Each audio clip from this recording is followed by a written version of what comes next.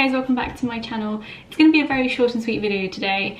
I just wanted to talk to you a little bit about my monthly dividend portfolio. So the stocks that I have at the moment, and you'll see them when I show you the spreadsheet in a second, they all pay out in certain months. And what I try to do is to make sure that the combination of stocks I own, or ETFs that I own that pay dividends, alternate in a way that I will have a payout every single month. So what I'm going to do is I'm going to show you how I find out which month a stock pays in, and then I'm going to show you my spreadsheet where I keep track of it and make sure that I get a payout every single month. And I'm sort of trying to track as well how much the payouts are, because what I'm aiming to get to is about £200 a month in passive income. That's pretty much all I need to sustain myself once my plan comes to fruition. So once I achieve my goal for how much I need to build the house and everything like that, when I don't have any rental mortgage payments over there, about £200 a month should be enough for sustaining myself there. It'll be a very basic lifestyle if that's all I get, but it will be enough. So at the moment it's complete peanuts. My portfolio isn't very big, as you've probably seen. If you want to know the amounts I've got invested in each of these stocks, check out I'll put it up here, my free trade portfolio updates. But without further ado, I'm going to show you now how I figure out which stocks pay when, and then show you my portfolio and the spread that I have. The one thing I would say is, just because I'm mostly a dividend investor and I'm looking for this £200 a month income from my dividends, it doesn't mean that I don't care about the growth of the stocks. So I still don't want to lose money in the growth. And so if I feel like a stock is going down or is going to go down, or I'm losing value, I will seriously consider swapping it for something else. But I don't care about having the highest growth stocks. As long as they appreciate a little bit every year, I'm not too bothered about that growth. If it happens, it happens. But as long as it's a little bit of growth plus the dividends, I'm happy. So let's go on my laptop. So there are two websites that I use when I'm looking at dividend investing. Now, the first one is Hargreaves Lansdown, and over here I basically go into the shares bit over here, and as you can see, these are my recently viewed shares, and I will type in whatever share I'm looking at and I'm interested in investing in. And the one thing I will say, actually, this isn't the only thing I look at on this website, but I will do more videos about everything else I look at when deciding whether to invest in a stock.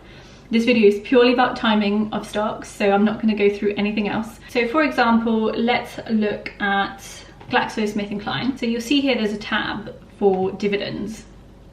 So I usually just go into that, and you will see here a history of their dividend payments. So when it comes to the timing of the dividend, you just hover across here and it tells you the ex-div date and the payment date. So if you're a beginner like me and you don't know what this is, the ex-div date is the date at which you have to hold the stock in order to qualify for the dividend. So you have to buy it usually, I think, a day before. So recently I was really disappointed because I purchased, I think it was AT&T on the ex-div date. So I never got the dividend, which was really frustrating. But you will see here when you have to hold the stock and when the payment date is. Now, for the most part, these stay around the same, at least in the months as well. So you can see here, if you go backwards, one is on the 11th of April, one's on the 9th of April. But generally all of these are in April.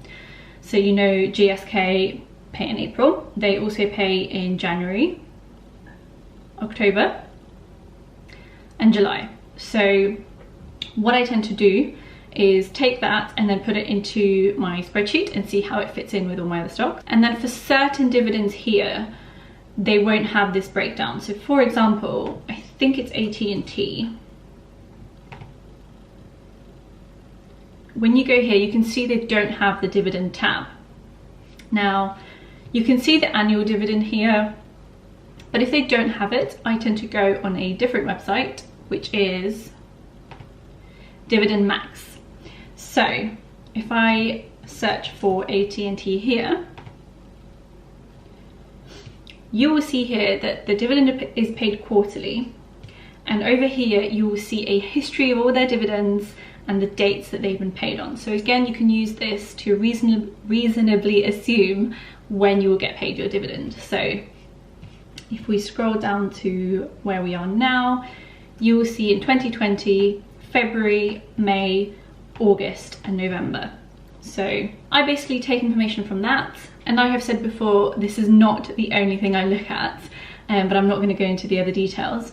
However, it then goes into my spreadsheet, and this is where I'm going to show you how my dividends are laid out and just talk a little bit through what's in this spreadsheet. So what I've done here is I've listed all my dividend paying stocks on the left hand side, and you can see GSK and Johnson & Johnson are in yellow because I've not purchased these stocks yet. These are my planned purchases for when I next top up my account, but I've already planned out for when the dividends will come.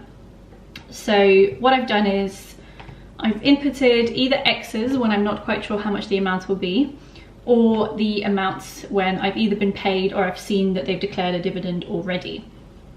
Now, the important thing to remember when you're planning something like this is that it's not guaranteed. So for example, I have Sainsbury's in my Trading 212 account, and they've actually suspended their dividend. So this July X over here, I'm not going to get, because they've already said that they're going to delay their dividend decision until their autumn payout. So it's not like a super reliable, you will definitely get this amount. The amounts can change as well, but I've just tried to do this to get a rough idea of how much I'm going to get. So for example, where I got paid 71p from AT&T, oh, previously I think it was AbbVie that I just missed the dividend for, which is why it's not in green, because I haven't had it paid. But what I've done here is I've basically put in not how much they're essentially paying per share, but how much I've got from the shares I currently own, and then just assumed that it's going to be like that for every quarter. Again, this can go up and down, they can cut their dividend, they can grow their dividend, they can change their dividend, but it's just a rough idea. So I've done this to show me my monthly payouts, and like I said, it's not very much at the moment because my portfolio is only £700, but as you can see here, it comes up to so far about £11.40, but as you'll see, I don't have amounts for certain stocks yet. So National Grid, Greggs, Taylor Wimpey, Sainsbury's. I've already got the stocks, but I don't know how much I'm going to get paid yet. And then again, GSK, Johnson & Johnson, I don't really know how many shares I'm going to buy or anything like that, so they're all X's. But it's just to have a little bit of an idea of who's going to pay me when and roughly how much to expect. And I had nothing in June. June was the only month I didn't have anything in, which is why I've looked at Johnson & Johnson. That is a company that I've been thinking about investing in for a long time. So when I saw that they paid dividends in June, which was the month I was missing, I thought, okay, I've been wanting to do this for a while, so I'm just going to add it to the list. Again, I might look for more stocks that pay out in June, but for now, at least it's at least one thing in June. I've also added at the top a conversion into Polish money, because again, I need this to be sustaining me in Poland.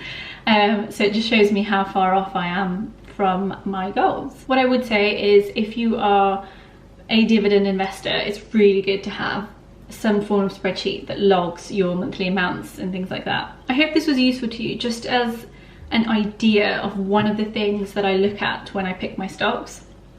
As I said, I'm going to do more videos about different other things that I look for before I invest in a stock. I've had a few requests asking me to make a video about how I choose my stocks to invest in, so I will do that. I'm just short of time today to do a full-on video about that, so I just wanted to take you through the setup of a monthly dividend portfolio, which I think if you are going for the dividend investing is really important. Hope you enjoyed the video. Again, if you are interested in dividend investing and becoming financially independent and generally just bossing life, do subscribe to my channel and let me know what you think in the comments below.